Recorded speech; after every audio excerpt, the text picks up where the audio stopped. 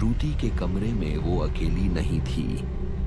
कोई और भी उसके साथ मौजूद था जो उसे दिखाई नहीं देता था, पर उसका एहसास उसे बार बार हो रहा था। श्रुति का पैशन था मेकअप आर्टिस्ट बनना। वो अपने सपनों को हकीकत में बदलना चाहती थी, सिर्फ देखना नहीं, उन्हें जीना चाहती थी। वो अपने जुनून को सफलता में बदलना चाहती थी। वो खुद का ब्यूटी पार्लर खोलना चाहती थी, इसलिए उसने मुंबई में एक रेंट पर पार्लर लिया। किस्मत से उसे वही पार्लर मिल गया जैसा उसने अपने सपनों में सोचा था। पार्लर के अंदर ही एक कमरा भी था। सब कुछ ठीक लग रहा था, लेकिन रात करीब 10 बजे अचानक दरवाजा अपने आप खुल गया। श्रुति ने चौंक कर पीछे देखा, पर वहां कोई नहीं था। शायद हवा से दरवाजा खुला था, लेकिन नहीं, यह हवा नहीं थी, कुछ और था।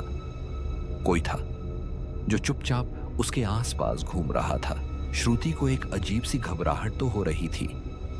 दिल के किसी कोने में डर अब भी जिंदा था, लेकिन उसने उसे नजरअंदाज कर दिया और खुद को संभालते हुए अगले दिन की शुरुआत पर ध्यान देने लगी। उसका काम लोगों को पसंद आने लगा। उसके हाथों का जादू हर चेहरे पर निखर कर दिखता था।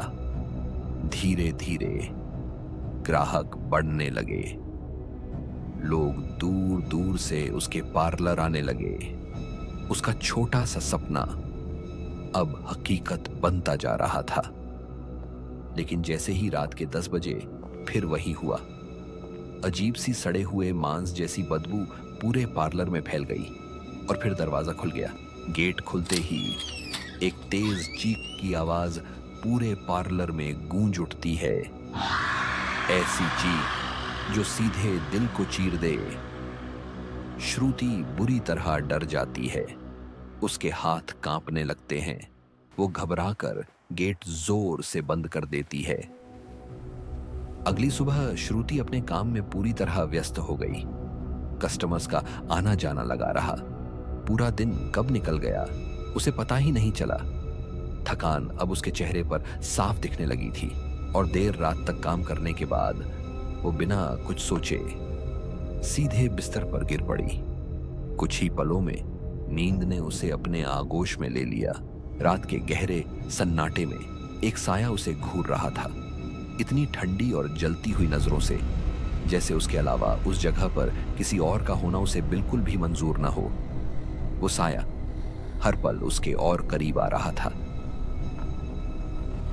श्रुति को उस रात एक बेहद डरावना सपना आया। अंधेरा, चारों तरफ सिर्फ अंधेरा, और उसी अंधेरे में किसी की दिल दहला देने वाली चीखें गूंज रही थीं। वो आवाज सिर्फ चीख नहीं थी, वो दर्द था, तड़प थी, मदद की आखिरी पुकार थी, जैसे कोई जिंदा जल रहा हो और हर सांस के साथ मौत से लड़ रहा हो। श्रुति उस आवाज को सुनकर भीतर तक हिल गई। ऐसा लग रहा था जैसे वो दर्द सिर्फ सपना नहीं, हकीकत बनने वाला हो। श्रुति अपने काम में बिजी थी और पार्लर बंद करने ही वाली थी। तभी उसे लगा जैसे दरवाजा धीरे से खुला। वो पलटी। दरवाजे पर एक लड़की खड़ी थी जिसे उसने पहले कभी नहीं देखा था।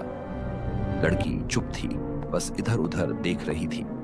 श्रुति को अजीब सा लगा, इतनी रात को कोई कैसे आ सकता है, पर वो कुछ बोली नहीं।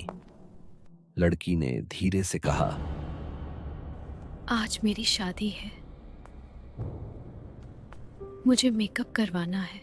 शांत, चुप, और उसे लगातार घूरती हुई। श्रुति को अजीब लगा कि इतनी रात को वो क्यों आई है, लेकिन वो नहीं थी। शहर के बारे में ज्यादा नहीं जानती थी, इसलिए उसने उसे मना नहीं किया। वो लड़की चुपचाप बैठी रही और श्रुति उसका मेकअप शुरू करने लगी। जैसे जैसे रात गहराती गई, कमरे में अजीब सी खामोशी फैल गई। श्रुति बात करने की कोशिश करती रही, लेकिन उसका ध्यान अचानक उस लड़की के पैरों पर गया। काले पैर, लंबे नाखून और एक ऐसी सिहरन जो उसके शरीर में दौड़ गई।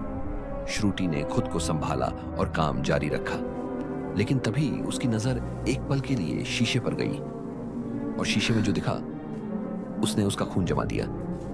उस लड़की के हाथ काले थे, जले हुए थे, सड़े हुए थे, लेकिन सामने बैठी लड़की के हाथ बिल्कुल ऐसे नहीं थे। श्रुति के चेहरे से पसीना टपकने लगा। उसका डर अब छुप नहीं रहा था। वो उस लड़की का चेहरा शीशे में देखना नहीं चाहती थी। जैसे तैसे उसने काम जल्दी खत्म किया और उससे दूर हटने लगी। तभी उस दुल्हन ने श्रुति का हाथ कसकर पकड़ लिया। श्रुति की चीख गले में ही अटक गई। उस औरत का हाथ अब काला, जला हुआ और बदबूदार था। उसकी पकड़ ठंडी, सख्त, जैसे किसी मुर्दे की हो। श्रुति ने धीरे से ऊपर देखा। वो अपना असली चेहरा दिखाने लगी और उसका चेहरा पूरा जला हुआ था।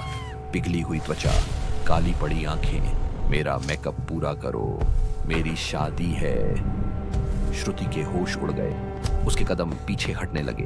वो कुछ समझ ही नहीं पाई और जान बचाकर अपने कमरे में भाग गई। उसने खुद को अंदर से बंद कर लिया। बाहर से उसके कमरे के दरवाजे पर जोर जोर से खटखटाहट होने लगी, बार बार, जैसे कोई उसे तोड़कर अंदर आना चाहता हो। लेकिन श्रुति ने दरवाजा नहीं खोला। अगली सुबह उसने बाहर झांका तो कोई नहीं था। डर से कांपती श्रुति तांत्रिक बाबा के पास पहुंची।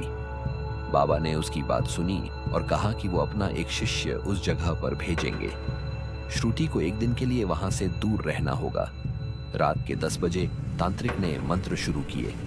धुएं में, राख के झुंड में वो आत्मा धीरे धीरे प्रकट होने लगी। कौन है तू? यहाँ क्यों आई है? वो वहां क्यों आती है?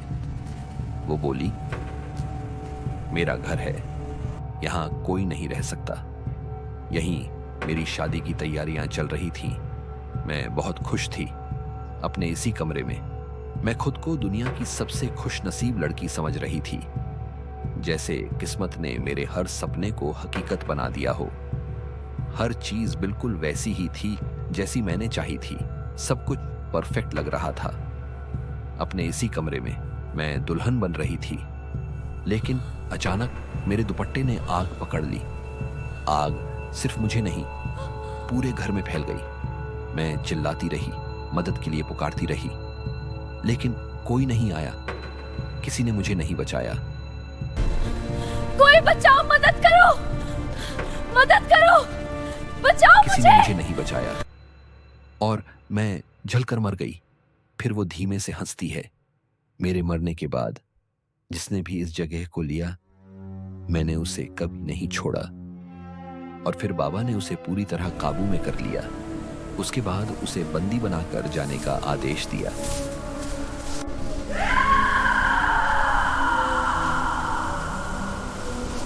अगले दिन श्रुति बाबा से मिली।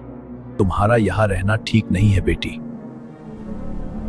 बाबा ने कहा कि उन्होंने उसे कैद कर लिया है, लेकिन फिर उन्होंने एक ऐसी चेतावनी दी जिसने श्रुति की रूह हिला दी। जो आत्मा तड़प तड़प कर मरती है वो बहुत भयानक रूप ले लेती है और फिर उसे संभालना नामुमकिन हो जाता है। और उन्होंने साफ कहा कि जितनी जल्दी हो सके वो जगह खाली कर दे। श्रुति का दिल बुरी तरह दहल गया। वो अपना सामान समेट ही रही थी कि तभी फिर वही बदबू फैली। फिर वही दरवाजा खुलने की आवाज आई और फिर एक जानी पहचानी आवाज गूंजी। मुझे मेकअप करवाना है। वो अब भी वही थी और इस मेकअप बार नहीं करोगी मेरा? और ज्यादा खतरनाक होकर लौट आई थी।